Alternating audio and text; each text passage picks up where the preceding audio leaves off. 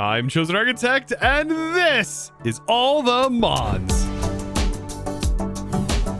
You know, sometimes you just want to pop out and experience some fresh air. And boy, oh boy, today are we going to get to do that. And that's because today here at Rocket Labs, oh my goodness, are we going to need to go berry hunting? Yes, these kind of berries, the Cobblemon berries. See, last episode, we automated extra large candies. And all of this is in pursuit of making our Pokemon as powerful as possible. But to do this, we're going to need some specialty candies.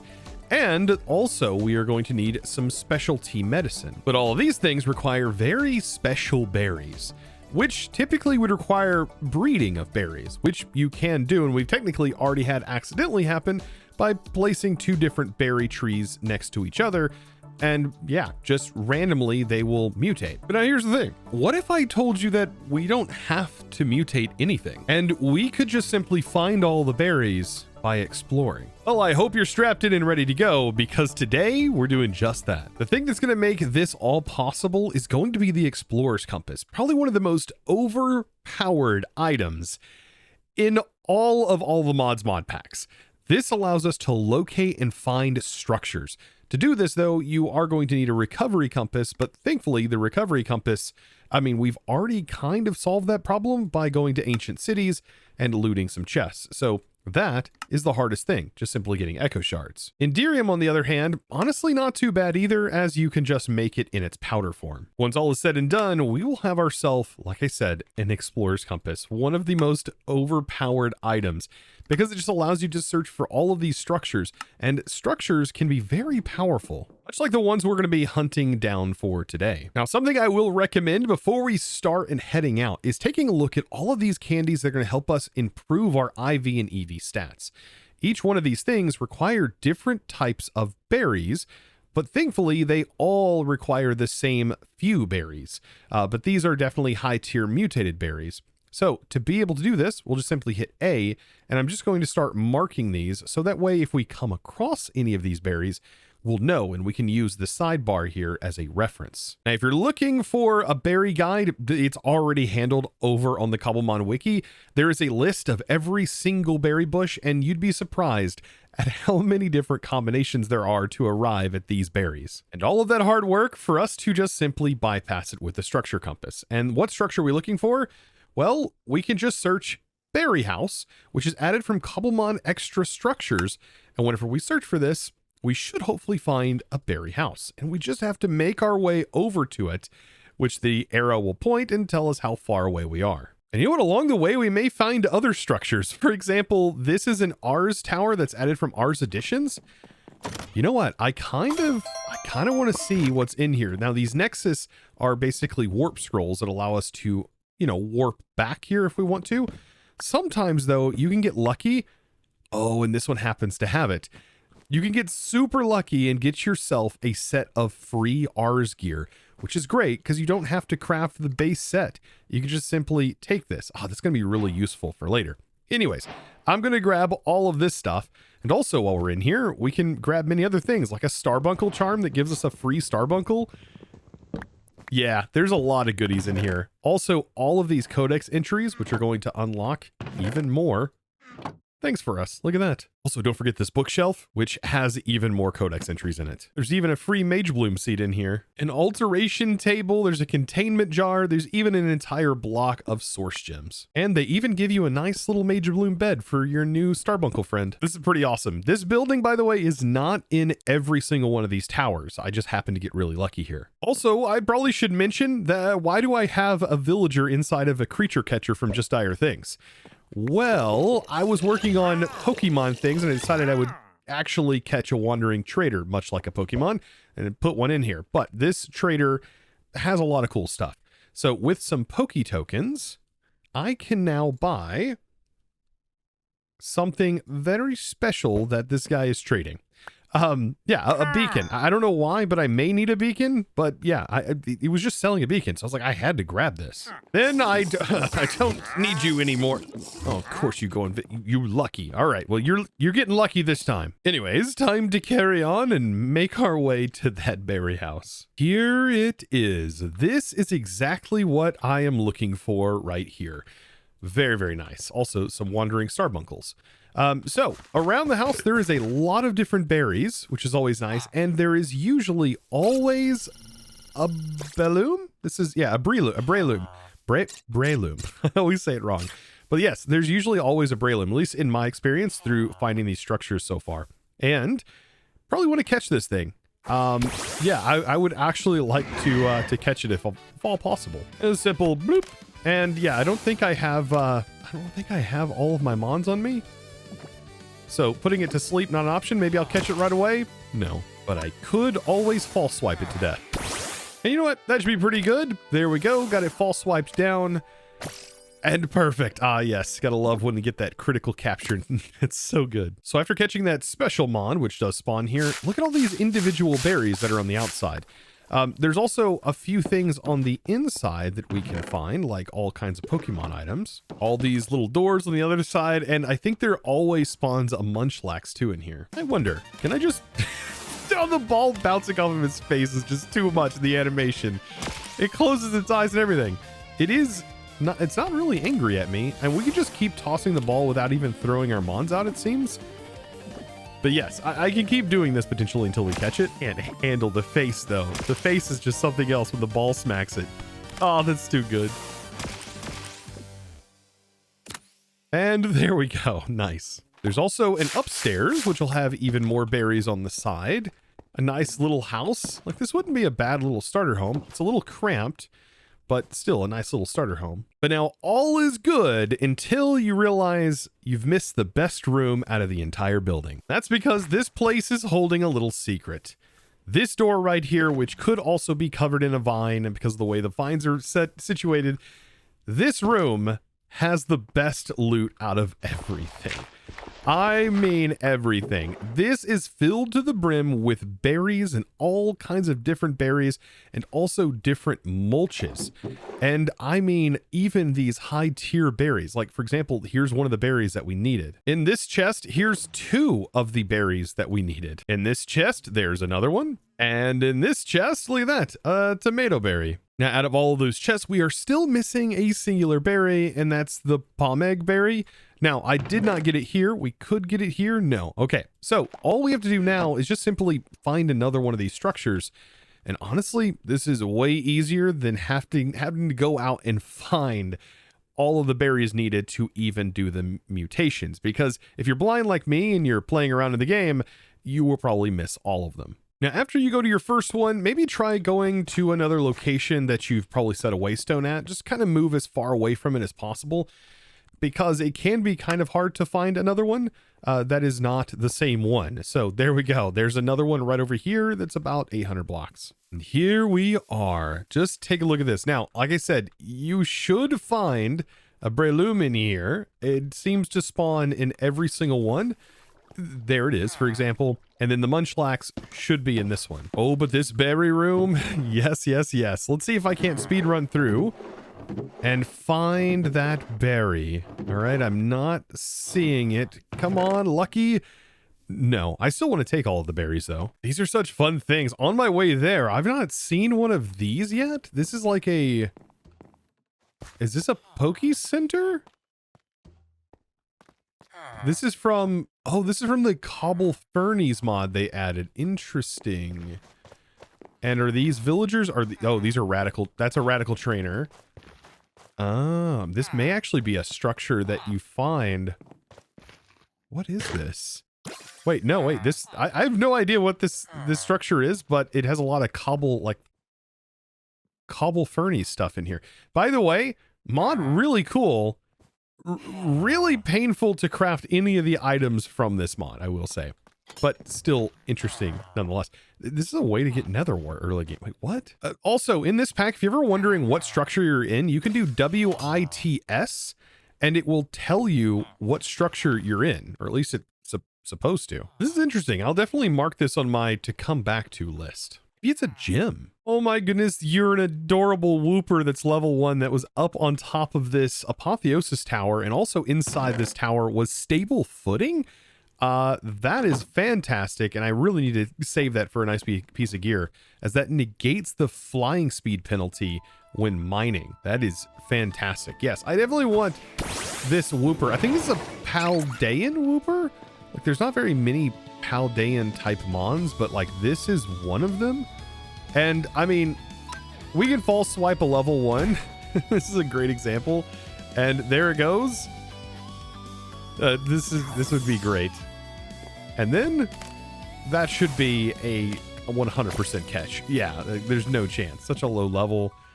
Perfect. Still though, I'm like kind of excited that like I get the stable footing that easy. That's kind of easy. So berry hut number 3. Let's see. Will I get super lucky and just find the one Pomeg berry? Please. Just one. No? Not getting lucky. Oh, also not lucky. Man. Now, after 3 of those and essentially traveling like well over 10,000 blocks between all of them, I mean, if we don't find them, we may have found all of the berries required in order to make them. And the cool part about all of these berries is they are renewable, which is very nice. We can just simply plant them or put them in a botany pot and they should work. For example, if I want to be able to make the one that we did not find, well, the pomeg berry, we can just simply combine a citrus and a habang, I think, a habanberry. I'm assuming like a habanero. Place them down. Grow them both to full size, which does take quite a bit. And then once they are at full size, while they're bone milling, they still have a chance of producing it. And there we go. We just got it. So yes, bone milling this will still work and will still cause mutations to potentially happen on harvesting. I think it just needs to literally be next to the tree for that one thing to happen. So you only really have to bone mill one of them. Honestly, I really like this mechanic. I think the sheer number of things that you can breed up between all of them, like if you didn't have that structure, that's really cool. What's not so fun is going out and trying to find all of the base berry bushes. There are so many of them and they can be quite rare depending on the biome you're trying to find them in. So you know what? I think I'm going to replant the bushes that are up front, because we can only have the best of the berries out front, of course. I mean, this is Rocket Labs after all. So yeah, having all of these placed out front, I'm actually going to break this berry bush. And perfect. So now we have all 6 of these powerful bushes planted. I don't know why I keep calling them bushes, because they are definitely called trees on the wiki. Oh, and yes, we don't have to use bone mill. I don't think. Yeah, we can definitely use the hoe to grow them. So you know what? Back to where we have our XP candies automated. Something that I want to do to make this clean so we don't have the cable running down in front of all of our cool stuff. I'm going to place a storage controller right here. And this should allow me to connect. If we use a linking tool, we can shift right click on the storage controller and then right click on here. And this is now linked up to here. Then we can just use a storage bus. And I'm assuming attach this. We're probably gonna have to change this to be regular ME cables. But a storage bus attached to here, making sure to set this to extract only, or even partition it, doesn't really matter. That is the only thing that's going to be able to be pulled out of here, which is really nice. But we could go a step further, and we can even use this to lock this drawer. But now we can see the XL candies in our inventory. And what we can do with this now is hopefully start the process of automating all of these health candies, these special candies that are going to improve our IVs. I guess we could call them IV candies. Now, much like last episode, unfortunately, this isn't as easy to automate as you might think. And it would be kind of nice to have this on automation, especially if we start to make more competitive type Pokemon. So having this on request would be really nice. So I really want to build another SFM code that allows this to be automated with applied energistics. So that way we can request, let's say 3 of these, and it would actually work. One of the big problems with this is if we were to request it and just have it connected directly, it's just going to fill any slot right here with honeycombs. It's not going to put the items in the correct slot, which is kind of unfortunate. But with SFM, we can program this to put anything we want in the correct slot. thus allowing us to make automations for all of this. Now, truly, I would prefer to not have to use SFM because I know it can be kind of weird just seeing like some code on the screen and blah, blah, blah. That's the gameplay. But unfortunately, it is kind of janky to automate the actual pot without it. There's not a lot of mods that let you determine specifically what slot you want something to go into. And believe me, the ones that do are way more complicated in my opinion than SFM. I'm looking at you, integrated tunnels. So I think this configuration is going to look rather nice. So we have all of our pots, all 6 of them. We're going to automate each individual one inside of its own pots to just make the speed go a lot faster. And we'll identify each of these pots as their own candy piece, which I think will be kind of fun to automate. And then behind each of these blocks, including the factory manager, we have our inventory cable, which is for the factory manager. I'm going to place my pattern provider here. And what we want to do is we want to send the items into the barrel and let SFM handle sending all of the items around and also pulling the items out and sending it back into the pattern provider. But we do need to rotate our pattern provider and make sure that it is facing down into the barrel so it doesn't try to send items into the side campfires here. Now let's go ahead and get to SFMing. First thing we need to do is put our factory disk in, go to view examples, a simple program, and we're ready to rock and roll. And let's go ahead and change this name. I'm going to change it to IV Candy, which is what we're going to be working on. And like I've said in prior episodes, if you're looking for this, I do recommend hopping onto the Discord, checking the pins in general, and I will have the full fledged out code that you can just simply copy and paste into your own world. You just have to hop onto the Discord, which is linked down in the description below. Now, first step in our SFM is defining where our input is and where we're actually pulling things from, which is just going to be this barrel right here, which we're going to call barrel. And I think that is probably the simplest way to label this. Now, the goal here is to create little programs, essentially, that are going to function on each of these. So to be able to make this easy on myself, let's focus on the things that don't require the extra berries. So the main thing we need to focus on is making sure we get our candies in and we get our honeycombs, because everything here requires the same amount. Now, if you remember from last episode, we used this exact setup right here to output and retain skulk and comb. But for this, we're going to be changing our slot number. We're also going to be changing our pots identifier, and we are going to be changing this as we continue on. But the output retain, we need to just simply change what it's retaining. And comb can actually be left the same. That's fine. And XP is actually what we want. So we are going to say either XP or we can do XL because it is extra large candies. Doesn't really matter. I think for this, I'm going to do XP, which I believe is, yes, definitely in the name. So you have EXP, I guess we could say. So we'll identify this as EXP. But now where we want to pop in here and do Control I to be able to see our slots. And we know that combs we want in 2, 4, 6, and 8, respectively. So 2, 4, 6, and 8 is exactly where we want our combs. So I'm going to copy this line here, and I'm going to copy this 4 times because we know we are going to want it in here 4 separate times. Tab it over. After identifying that, we'll just say 2, then we'll say 4, 6, and 8. I mean, that's pretty straightforward. And I hope that this is helping you guys understand how SFM works, because I believe this is one of the most powerful mods that are in these mod packs. Now, what exactly is this going to do? Well, it is going to hold in an inventory. It's going to hold a single comb in any of the inventories that it is connected to. Now, a problem with this whole setup that you may have already seen coming is, how do we know what inventories to send to? It's just going to just by default just try to send this to any pot that is connected. And I know we have the pots identified directly right here, but it doesn't actually know where those combs need to go. So what I think we're going to need to do is separate a storage. We're going to have a storage that is going to be dedicated to these and combs, and just have them always kept in stock. That way, when we make our pattern, all we have to do is just send the berries. Now, this same setup, I still want it to apply. All we have to do now, though, is just simply expand our setup here and then add 2 different drawers. And these 2 drawers are going to be labeled as our combs, and we're also going to have this one labeled as our XP. Well, the way to make combs really easy, since we already have combs in here, might as well just use like an external storage on this to be able to read that we have combs here. And we'll define exactly what we're looking for by adding combs to this list.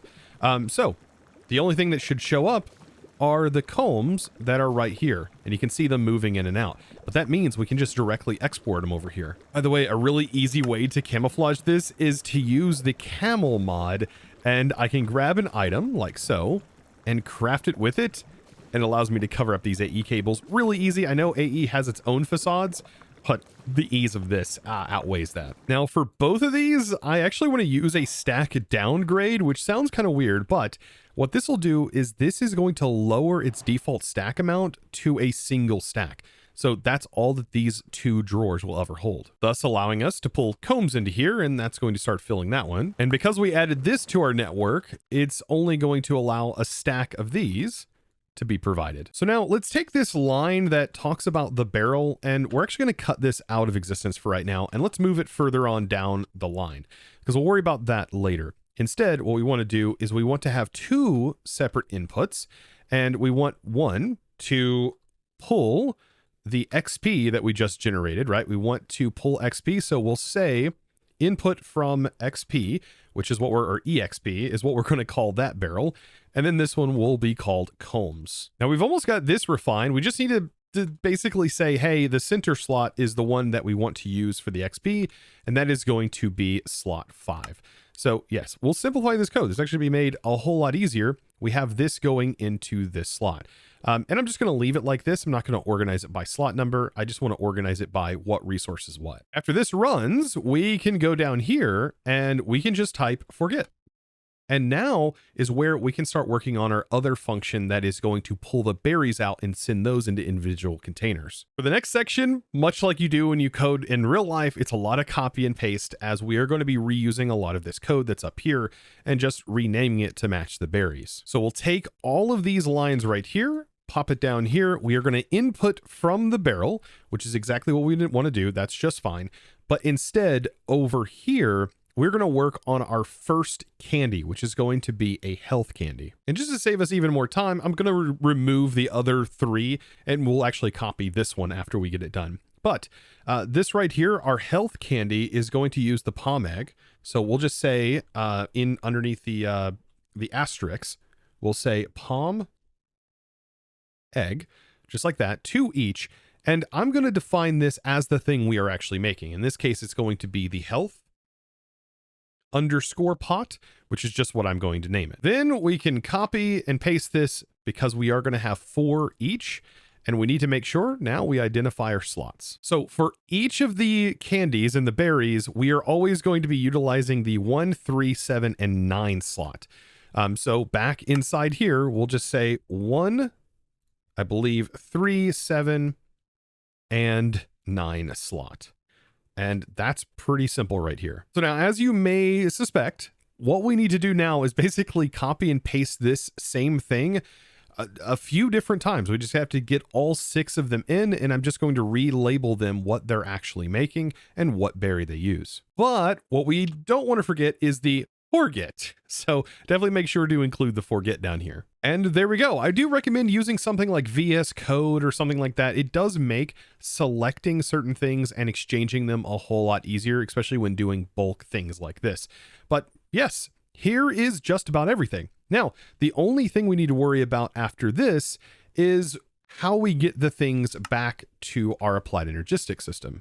To do this, we're just going to input from, and where from? Well, we could define all of these as like, we'll say health pot, comma, and then continue on, which I think this one I actually have to change because I did health twice. But anyways, I could just say pot because these are all going to be sending to pot. And they're always going to be sending to pot. So what I could do is I could just also say pot. And so this is going to input from pot, but we need to define what slot. And that's just as easy as typing slot space 0, because slot 0 is the identifier. When we open this up, the identifier for the output. And then we need to say output to, and this is going to be what I'm going to define as AE. So I'm just going to say AE or lowercase AE. And that's perfect. So there we go. So now we have all of our variables explained and sort of set up, and this program should run and work. Like I said, if you want this, you can definitely find it over in the Discord. But we got to test it, and I've also got to fix a few things. After getting all of that sorted out, this is what the finished code looks like. If you want to take a look, if you tried to do it beforehand, seeing if you got this correct. I think I have it fully correct, so let's go ahead and test it out. What we're going to do is we are going to shift right click to pull our labels, and then let's just start with pot. We want to label all of our pots like this as under pot, and then we can actually have double labels. So this is kind of important too, to note that you can do this. So what we're going to start with, we'll do barrel, and then we'll do AE, which is this one right here. And then we are going to identify these in the order that we go, and I'm going to go from left to right. So I'm going to look for the health pot, and we can also label this health pot, which is, like I said, kind of important to know. Then we have mighty pot. I'm just going to go from left to right till I fill in the entire thing. Then last but not least, we need to label comb and also XP. And then we can push this to here, and we should see that all of the things are formatted the way that we want, which is perfect. And now we just need to build some patterns and test this out. And the way we're going to build patterns for each of these candies is as such. So we're going to disregard the honeycombs and candies and just simply send the berries into this. And we put that in the pattern. And so now we can request health, and let's just see if this functions. Let's request like 10 of them. And so it should send the ingredients into the barrel in hopes that it pulls the berry out and sends them, and it has. You can see it is actually functioning right now. Beautiful. And it only allows these certain items in the slots, which is kind of what we want to see. And we know that it sent it back into the pattern provider. If it sends the notification and we are good, we have essentially automated now all of the IV candies. But that all automated, our Charizard, we can now make OP, or really any of our mons, we can make them nearly perfect. What is going to be really, really awesome here, because we only have the IVs, we can just set the IVs, and then later we can set our EVs. Now, EVs is something we can, of course, do over time, or we can feed them different foods, which is another way we can do this. But I would really love to automate the medicines. That's going to make having the best mons possible even possible. And it's all due via the Cobblemon pots, which is just ridiculous. We have all these cool mods that we can use to automate them, which normally wouldn't be an easy task. It would require a lot of hopper shenanigans and all kinds of other weird things. But now that we have it done, let's get our Charizard actually statted up. Now, when it comes to the IV spread, every Pokemon is going to be different. I do recommend looking at like whatever the best recommendation is for the max IVs. For example, the best stats or the recommended stat setup and stat spread for Charizard is going to be every stat at 31 on the IV, except for attack. And on the attack, you can lower it all the way down to 0 if you want. And I think this is to help protect it from times when you get hit with confusion, as your attack stat is actually what hits yourself. And so it can help with that. Now, in this particular case, I am just going to max all of the stats out. It's going to be a perfect max IV spread, even though, like I said, depending on the mega evolutions that we choose, this would be a good time to potentially choose which stat to put into. But I mean, if you're not super worried about it, just max it all out. And if you ever decide later on down the road that, well, you want to modify a stat and change it back, well, thankfully, Cobblemon utility is in here, which adds a lot of helpful items that can do things like that. So now here we go. Let's take a look at the HP. Right now it is at a 7, but if we give it a healthy candy, and I believe we can just right click, our stat should have now gone up, and you can see 7, and then it has the 8 next to it, which is now where it currently is at. And so we can keep giving it to it until it stops, and then once it stops allowing it to be fed, that's when you know that it is now maxed out. And you can see how that is now setting at 31. So I can go through all of my individual candies, maxing them out, and we're going to have a maxed IV Charizard, which is absolutely wild. Honestly, seeing a stat spread like this is not something that you would typically see every day. Just insane. Getting a perfect IV Pokemon like this usually requires a ton of breeding. If you were playing the normal games, yeah, it takes a lot of time normally. That or bottle caps. Yeah, or candies. Yeah, I guess these are kind of a thing in the game, but you can't automate them like this. Now for the fun part, I need to go through all of my main party and try my best to get all of their stats up too. Now there's still a load more that we can automate, including potions and all kinds of other fun stuff, which I'm pretty excited to be able to show you in the future. So if you haven't clicked that subscribe button already, now would be a fantastic time to do so you don't miss out on future cool automation episodes much like this one. Also, be sure to get your SFM code. You can of course find that, like I mentioned before, pinned in the general channel over on the Discord. If you got any questions, you can always ask in there as well. We're all super friendly and willing to help out. Now, if you learned something new, don't forget to click that subscribe button if you haven't already, and give this video, guys, a huge thumbs up. And with that, it's time for me to thank the amazing supporter of today's episode. And that amazing thanks is going to go out to Fade. Thank you so much for your amazing support and choosing to support me over in the Discord by becoming a Discord premium member and supporting my content in one of the best ways possible. Thank you so very much. And guys, I look forward to seeing you all in the next episode. And as always, thanks for watching.